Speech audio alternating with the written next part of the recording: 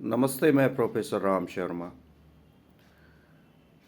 अगर हम विश्व की तरफ देखें और ख़ासकर अमेरिका की तरफ, तो वहाँ जाकर हमें पता चलेगा कि वहाँ मानवीय जीवन दिखाई नहीं देता है और ऐसा लगता है कि एक रोबोट्स की दुनिया है, जो कारों में भागते हुए, जेट्स में उड़ते हुए, एक अपना उद्देश्य पैसा कमाने को पूरा करते हुए, परिवार रिश्तों से दूर, मानवीय संवेदनाओं से दूर एक सभ्यता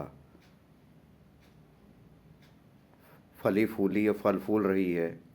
और वही विचार उन्होंने सारा जो बीज है सारे विश्व में फैला दिया है। आज मनुष्य का उद्देश्य शांतिपूर्वक, प्रेम पूर्वक, स्वस्थ रहते हुए पारिवारिक जिम्मेदारियों को पूर्ण करना ना होकर इंडिविजुअल प्रोग्रेस, नौकरी, टीआरपी, पैसा, कार, बंगला, ये सब हो गया है। और इन चीज़ों को प्राप्त करने के लिए मानव कितना अकेला, कितना असहाय, कितना अस्वस्थ, कितना निराश होता चला जा रहा है, किसकी परिकल्पना भी आपने नहीं की हो। धीरे धीरे ये सब चीज़ें एक बहुत बड़े कैओस की तरफ हमें लेके चलती चली जा रही हैं, जहाँ हम अपने खुदा, अपने भगवान खुद बन रहे हैं। और धीरे धीरे ये सब चीज़ें एक बहुत बड़ी अशांति, संघर्ष, हिंसा, विनाश की तरफ हमें लेके जाएंगे, जहाँ से वापस आना हमारे लिए असंभव होगा। आज हम सबके लिए भले ही पैसा आवश्यकता बन गई है, लेकिन हम गांव के निवासी, हम मोहल्ले के निवासी, हम शहर के निवासी बैठकर विचार करें कि वास्तव में मानव जीवन का क्या उद्देश्य है।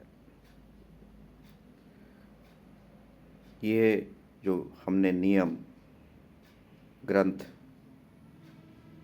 धर्म, नीति, ये सब इसलिए बने थे कि मानव अपना शांतिपूर्वक, स्वस्थ रहते हुए, प्रसन्न रहते हुए अपना जीवन व्यतीत कर पाए। परंतु हम देख रहे हैं कि बड़ी तेज़ी से जो एक वर्ग तैयार हो रहा है, जिसका ना कोई नीति है, न धर्म है, जो कभी सफ़ेद कुर्ता पहने दिखाई देता है, कभी झूठ बोलते दिखाई देता है। ये हमें सोचना है कि वास्तव में हमारा उद्देश्य क्या है। हमारे जीवन का उद्देश्य बहुत बड़ा है। हम सभी की परिकल्पना करें, सभी को स्वस्थ, प्रसन्न होते हुए हम देखें। यही हमारे ऋषि मुनियों ने परिकल्पना हमें दी थी, सर्वे भवन्तु सुखी ने, कि सभी सुखी रहें, न केवल हम सुखी रहें। हम तभी सुखी रहेंगे जब हमारा पड़ोसी, हमारे भाई, हमारे सभी जन स्वस्थ रहेंगे, खुश रहेंगे, प्रसन्न रहेंगे, तभी हम भी प्रसन्न रह सकते हैं। इसी पे आज विचार करने की हमें आवश्यकता है। अपनी विचारधारा को छोटा ना बनाकर एक बड़ी विचारधारा लेते हुए सोचने की आवश्यकता है। और बड़ी विचारधारा लेते हुए अगर हम सोचेंगे तो उसमें हम सभी को सम्मिलित कर लेंगे, कोई बाहर नहीं होगा।